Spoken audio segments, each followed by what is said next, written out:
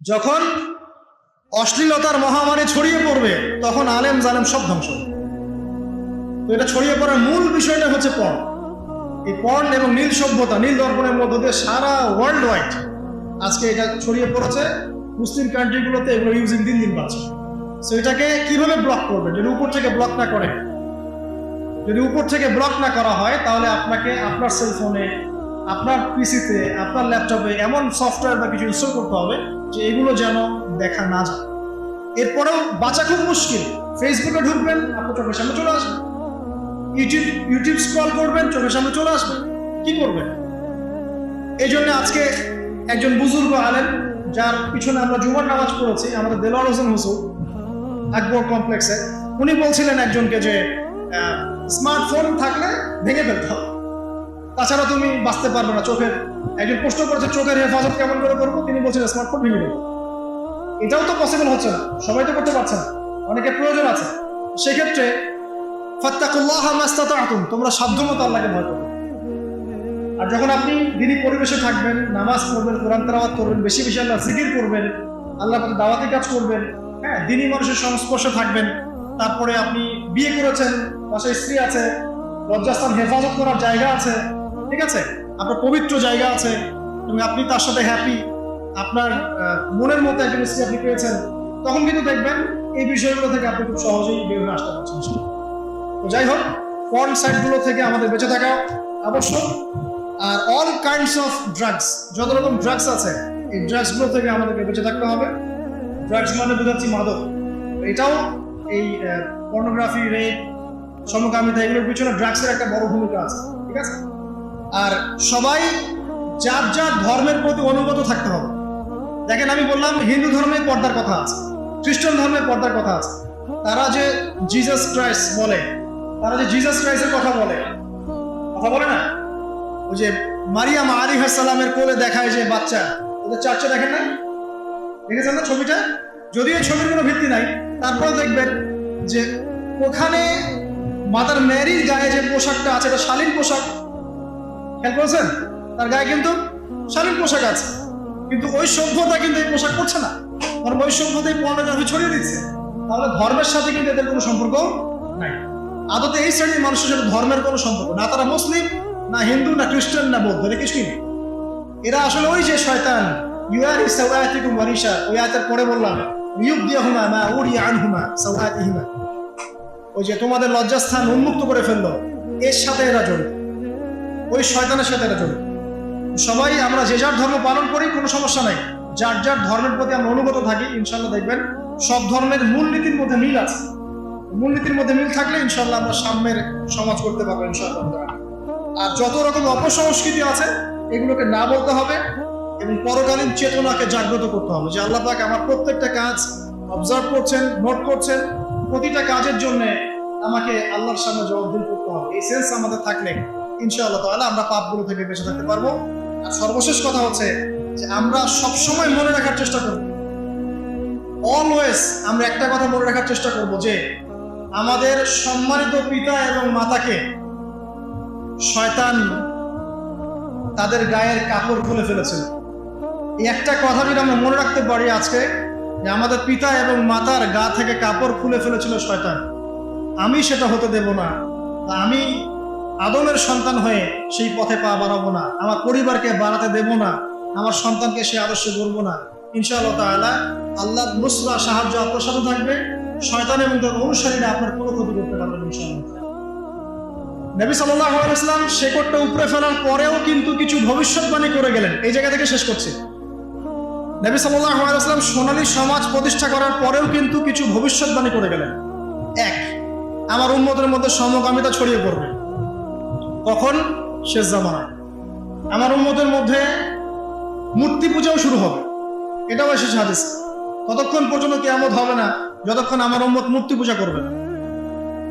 এমন এসেছে ইলম, জ্ঞান উঠে যাবে, জাহেলিয়াত বর্ষিত হবে, জেনাকে মানুষ হালাল মনে করবে, জেনাকে মানুষ হালাল মনে করবে। এখন আপনি মিলাতে পারবেন যে ঘটনা কেন এমন হলো, ওইরকম থেকে এমন কেন হলো এখন মেলাতে পারবেন। নবীজি ভবিষ্যৎবাণী করেছেন জেনাকে এই উম্মতে একটা অংশ হালাল মনে করবে, মাদককে এই উম্মতের একটা অংশ হালাল মনে করবে, এই উম্মতের মধ্যে সমকামিতা ছড়িয়ে পড়বে, এই উম্মতের মধ্যে অশ্লীলতা বাড়বে কখন? যখন এমন এক শ্রেণীর মেয়ে আত্মপ্রকাশ পাবে, আত্মপ্রকাশ ঘটবে তাদের, যাদেরকে আমি দেখিনি। নবীজি বলছেন লাম আরাহুমা, আমি ওদেরকে দেখি নাই। দুই শ্রেণীকে আমি দেখি নাই, তার মধ্যে এক শ্রেণী হচ্ছে নিসাউন কাসিয়াতুন আরিয়াত, এমন এক শ্রেণীর মহিলা যারা কাপড় পরেও বাইরে নগ্ন হয়ে পড়ে। মুমিলাত মাইলাত, মানে নিজেও সিডিউস হবে, অন্যকেও সিডিউস করবে। শব্দটা এই আর কি। এই শব্দ 1450 বছর আগে নবীজি বলে গেছে যে দুই শ্রেণীর মানুষকে আমি দেখি নাই। লাম আরাহুমা, আমি দেখিনি মানে ওই যুগে এরকম গেট আপে কোনো মেয়ে চলতো না, সিম্পল, তাই তো? ওই যুগে যদি ওই রকম গেট আপে কেউ চলতো, নবীজিকে বলতেন আমি দেখি নাই। নবীজি বলছেন আমি দেখি নাই। কোন কোন মেয়েদেরকে দেখেন নাই? এক শ্রেণী যারা নিসা মহিলা, কাসিয়াত কাপড় পরে আছে, আরিয়া তারপরেও নগ্ন।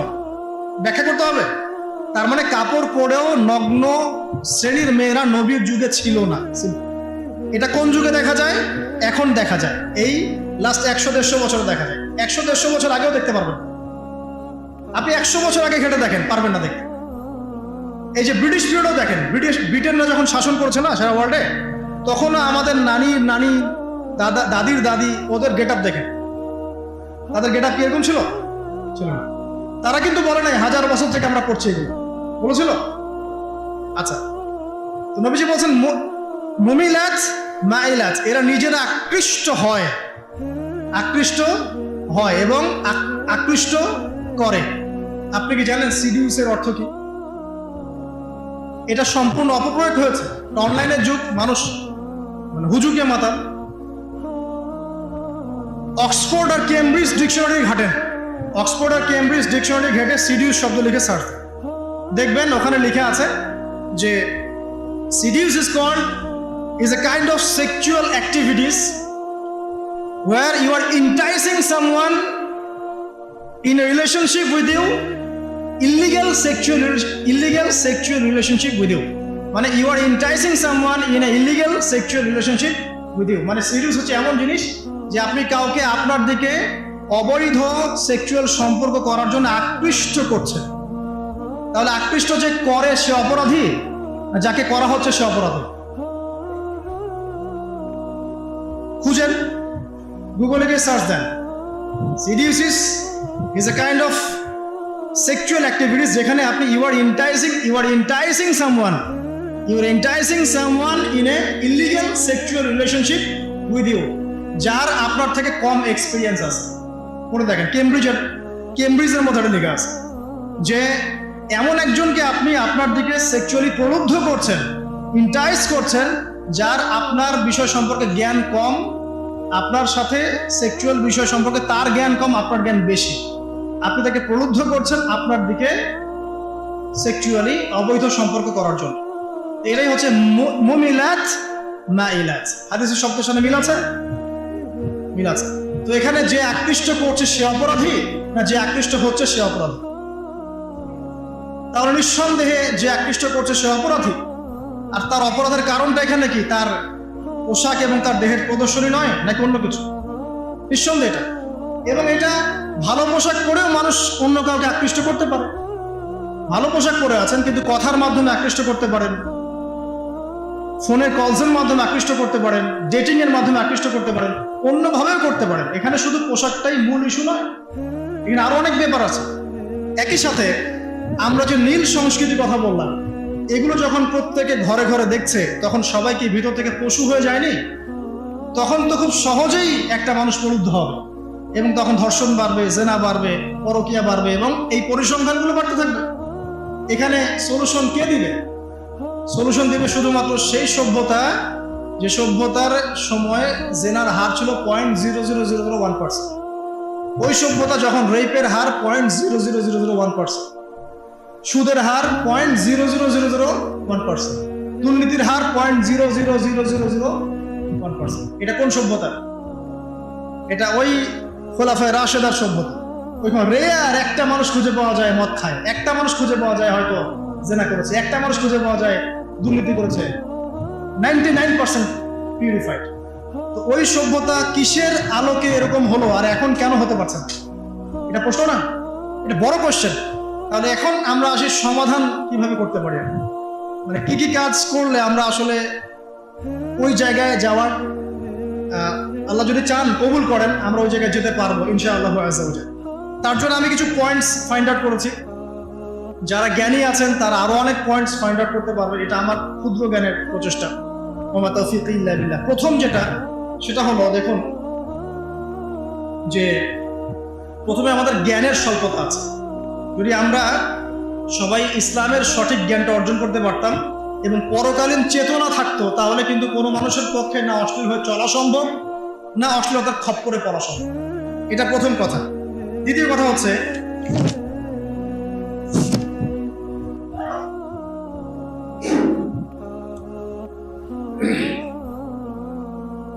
জ্ঞানের সাথে আমাদের আমলের ধারাবাহিকতা লাগবে। আমরা যখন আমল করি অনেক সময় ধারাবাহিকতা নষ্ট হয়ে যায়। ধারাবাহিকতা নষ্ট হয়ে গেলে শয়তান আমাদেরকে পেয়ে বসে, তখনই মানুষের দ্বারা খারাপ কোনো কাজ ঘটে যায়। দেখবেন আপনি ভালো কাজ করতে করতে হঠাৎ করে আপনি পড়ে গেলেন, এমন হয় কিন্তু। ভালো কাজ করতে করতে আপনি ধাপ করে একটা খারাপ কাজ করে ফেললেন, আবার তওবা করে ফিরে আসছেন। তওবা করে ফিরে আসবেন নিঃসন্দেহে, কিন্তু আমলের ধারাবাহিকতা বজায় রাখা খুব ইম্পর্টেন্ট।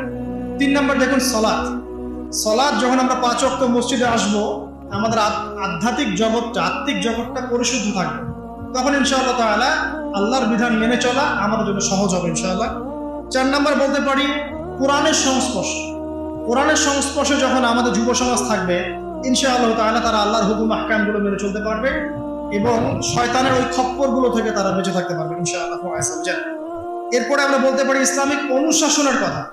ইসলামিক অনুশাসন যদি আমরা ঘরে ঘরে প্রতিষ্ঠা করতে পারি, ইনশাআল্লাহ আযজা ওয়া জাল আমরা এই ফিতনাময় পরিবেশেও আমাদের ঈমান ধরে রাখতে সক্ষম হব ইনশাআল্লাহ আযজা ওয়া জাল। দ্বীনি শিক্ষা এবং দ্বীনি পরিবেশ, দ্বীনি শিক্ষা এবং দ্বীনি পরিবেশটা এইসব অশ্লীলতা রোধ করার অন্যতম নিয়ামক হবে ইনশাআল্লাহ। এরপর আমি বলবো যে পর্দার বিধানগুলো মেনে চলা। শুধুমাত্র পোশাক সবকিছু নয়, তবে পোশাক অনেক কিছু। পোশাকে সবকিছু নয়, কিন্তু পোশাক কিন্তু অনেক কিছু, ঠিক আছে? তো পোশাকও ঠিক রাখছি, আবার নামাজও পড়ছি, এখানে রোজাও রাখছি, আমরা দ্বীনি কাজে ব্যস্ত থাকছি, দ্বীনি পড়াশোনায় ব্যস্ত থাকছি, আমর বিল মারুফ নাহি আনিল মুনকারের কাজ করছি এবং আল্লাহওয়ালা মানুষের সাথে থাকছে। তখন দেখবেন আত্মিক জগৎটা আল্লাহর নূর দ্বারা পরিপূর্ণ হবে ইনশাআল্লাহ। তখন আপনি জেনা, ব্যভিচার, পরকীয়া এগুলো থেকে দূরে থাকতে পারবেন ইনশাআল্লাহ, পথ ছাড়তে পারবেন ইনশাআল্লাহ। এরপরে আমি গিয়ে বলবো যে বিয়ে সহজ করার ব্যাপার। এরপর যদি আমরা বিয়েটাকে সহজ করে ফেলি, সহজ বলতে সরকার বয়স দিয়েছে আলহামদুলিল্লাহ, থাক ওই বয়সে বিয়ে দেন, কিন্তু বয়স হয়ে গেলে বিয়ে দিয়ে দেন। 18 বছরে বিয়ের বয়স হয়ে যায়, আপনি এদিকে 32 পর্যন্ত অপেক্ষা করছেন, 25 পর্যন্ত অপেক্ষা করছেন, 18 হয়ে গেছে, 20 বছর আপনি বিয়ে দিয়ে দেন। যত দ্রুত আপনি যত সহজ করবেন বিয়েটাকে, তারা কিন্তু তাদের এই যে তারুণ্যের যে উন্মাদনা বলে একটা, তারুণ্যের উন্মাদনা, এখান থেকে তারা বেঁচে থাকতে পারবে এবং পাপ ইসলাম থেকে তারা ইনশাআল্লাহ তাআলা সঠিক পথে থাকবে এবং তার পুরো ম্যারিড লাইফটাই কিন্তু ইবাদত হিসেবে গণ্য হবে। এখানে আমার ছেলে হোক বা আমার মেয়ে হোক, তার জন্য বিয়েটাকে সহজ করা উচিত। গার্ডিয়ানদেরকে রিকোয়েস্ট করবো এটা আপনারা করুন, আদারওয়াইজ আপনার ছেলে কখন দেখবেন অন্ধকার জগতে পা বাড়িয়ে ফেলেছে আপনি কিন্তু বুঝতে পারছেন না। আপনার মেয়ে অনেক আগেই বড় হয়ে গেছে, আপনি কিন্তু বুঝতে পারছেন না। এর মধ্যে সে অনেক ঘটনা ঘটিয়েও ফেলেছে, হয়তো আপনি জানেন না। এই কারণে বৈধ পথে ছেলে মেয়েদেরকে একটা ইসলামিক অনুশাসনপূর্ণ জীবন দিন, ইনশাআল্লাহ সুখী হবে ইনশাআল্লাহ। বিয়ের ক্ষেত্রে মোহরটাকে রিজনেবল করেন, এত উচ্চ মোহর দেওয়ার দরকার নেই যে ওটা পরিশোধ করার কোনো সামর্থ্য নেই। আর আমি বলবো যে এটার জন্য আপনাকে খুব বড় কোনো বিজনেস করতে হবে, বড় কোনো জব করতে হবে, জরুরি না। হালাল কোনো রিজিকের ব্যবস্থা হলেই আপনি বিয়ে করতে পারেন। আল্লাহ পাক বলেছেন যে বিয়ের পরে আল্লাহ নিজেই রিজিকের দরজা খুলে দেবে ইনশাআল্লাহ। তো এখানে ঘাবড়ানোর কিছু নাই। ওই যে বললাম তাকদির লেখা হয়ে গেছে, আপনার তাকদিরে যতটুকু রিজিক আছে এটার একটা দানা পৃথিবীতে রেখে আপনি মরবেন না ইনশাআল্লাহ। আর আপনার রিজিক যতটুকু আছে, অবৈধ পথে গিয়ে যদি আপনি 1000 কোটি টাকাও কামাই করেন, এর বেশি রিজিক আপনি পাবেন। সো এখানে আমি বলবো গার্ডিয়ানদেরকে যে বিয়েটাকে সহজ করে দেন, বিয়েটা সহজ করেন, মোহরটাকে কমান, এবং ছেলে মেয়েদেরকে একটা দীর্ঘ বিবাহিত জীবন দেন, ইনশাআল্লাহ দেখবেন তারা ইসলামী অনুশাসনে আল্লাহর এবং তার রাসূলের আনুগত্যপূর্ণ জীবন মেনে চলবে ইনশাআল্লাহ আযজা ওয়া জাল। বলবো কিছু কাজ থেকে আমাদেরকে বের হতে হবে, কিন্তু এটা হতে হবে বলেই সীমাবদ্ধ থাকতে হচ্ছে, কারণ এটা ইম্পোজ করার মতো ক্ষমতা উপরের লেভেল থেকে মুসলিমদের হাতে এখন নাই। তবে আপনি পারিবারিকভাবে করতে পারেন, পারিবারিকভাবে কিরকম, এবং আমাদের ওইখানেই ফোকাস করা উচিত। ফ্রি মিক্সিং টোটালি হারাম করে, ফ্রি মিক্সিং চলবে না। ফ্রি মিক্সিং তো বুঝেন, নারী পুরুষের অবাধ মেলামেশা যেখানে আছে ওখানে আপনি নাই। যদি এমন স্কুল পান যেখানে বয়েজ স্কুল, সেখানে দিয়ে দেন ছেলেকে। এমন স্কুল শুধু মেয়েদের স্কুল, সেখানে মেয়েকে দেন। কলেজ শুধু ছেলেদের কলেজ, ওখানে ছেলেকে দেন। শুধু মেয়েদের কলেজ, ওখানে দেন। এটা কিন্তু একমাত্র সলিউশন না, অনেক সলিউশনের একটা সলিউশন রয়েছে। ওখানে দেওয়ার পরেও ছেলে বিগড়াতে পারে, বেলাইনে যেতে পারে। এখানকার মেয়ে স্কুলের মেয়ে ছেলে স্কুলের ছেলের সাথে প্রেম করতে পারে। কিন্তু অনেকগুলো সলিউশনের একটা সলিউশন হতে পারে যে ফ্রি মিক্সিং থেকে রোধ করে, ফ্যামিলি থেকে রোধ করে। তারপরে যত প্রকার পর্ন সাইট আছে সব পর্ন সাইটকে ব্লক করতে হবে। এবং সারা ওয়ার্ল্ডে যত ধর্ষণের হার বাড়ছে, পরকীয়া জেনার হার বাড়ছে, এগুলোর মূল কারণ হচ্ছে পর্ন। এটা কিন্তু মূল কারণ যে পোশাক খুলে ফেলার সংস্কৃতি, নীল দর্পণ, এটা কিন্তু এই পর্নোগ্রাফির সভ্যতা থেকে এসেছে। ওই সভ্যতা তো পচে গেছেই, ওর তো আর ইজ্জত সম্মানে কিছু বাকি নাই। মুসলিমদের যতটুকু বাকি আছে এটা ধরে রাখার জন্য পর্ন সাইটগুলোকে বন্ধ করা খুব জরুরি। যদি এটা না করতে পারি, আলেম জালেম সবাই ধ্বংস হয়ে যাবে। দলিল যায়নাব বিনতে জাহাশ রাদিয়াল্লাহু আনহা, তিনি বলছেন, ইয়া রাসূলুল্লাহ আনুহলিকু ওয়া ফিনা সালিহুন, আমাদের মধ্যে সৎ মানুষ থাকা সত্ত্বেও কি আমরা ধ্বংস হয়ে যাব? নবীজি বলছেন, ওয়াইলুল লিল আরব মিন শাররি ক্বাদ ইখতারাব। একটা হাদিস আছে না, আরবদের জন্য ধ্বংস, কি ভয়ঙ্কর বিপদ নেমে আসলো। তখন যায়নাব বিনতে জাহাশ রাদিয়াল্লাহু আনহা তিনি বলছেন, আনুহলিকু ওয়া ফিনা সালিহুন ইয়া রাসূলুল্লাহ, যখন আমাদের মধ্যে সৎ মানুষ থাকবে, আলেম বুজুর্গ পীর এরকম মানুষও থাকবে, তখনও কি আমরা ধ্বংস হয়ে যাব? তখন নবী সাল্লাল্লাহু আলাইহি ওয়াসাল্লাম বলছেন, নাম, হ্যাঁ ধ্বংস হবে। ইযা কাসরাতুল খাদা, যখন অশ্লীলতা ছড়িয়ে পড়বে। আল্লাহ পাক আমাদের সবাইকে আজকের এই সংক্ষিপ্ত আলোচনা থেকে শালীনতা, পর্দা এবং এর বিরোধী শয়তানি শক্তির প্রভাব সম্পর্কে সচেতন থাকার তৌফিক আল্লাহ পাক আমাদের দান করুন। আমরা দোয়া করি আল্লাহ পাক আমাদের সবাইকে কোরআনের জ্ঞানে জ্ঞানী করুন এবং 5 ওয়াক্ত নামাজ জামাতে পড়ার তৌফিক দান করুন। আল্লাহ পাক আমাদের সবাইকে কোরআনওয়ালা বানিয়ে দিন, নবীর সুন্নতের পাবন্দ বানিয়ে দিন। আমরা দোয়া করি আল্লাহ পাক আমাদের পরিবারের সবাইকে দ্বীনের জ্ঞানে জ্ঞানী করুন।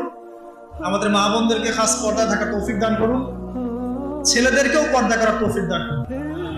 আল্লাহ পাক আমাদেরকে যাবতীয় অপসংস্কৃতি, পর্নোগ্রাফি, মাদক, জিনা, ব্যভিচার, পরকীয়া থেকে আল্লাহ পাক হেফাজত করুন। অশ্লীলতার যে মহামারী চলছে, এই মহামারী থেকে আল্লাহ পাক আমাদেরকে বাঁচান।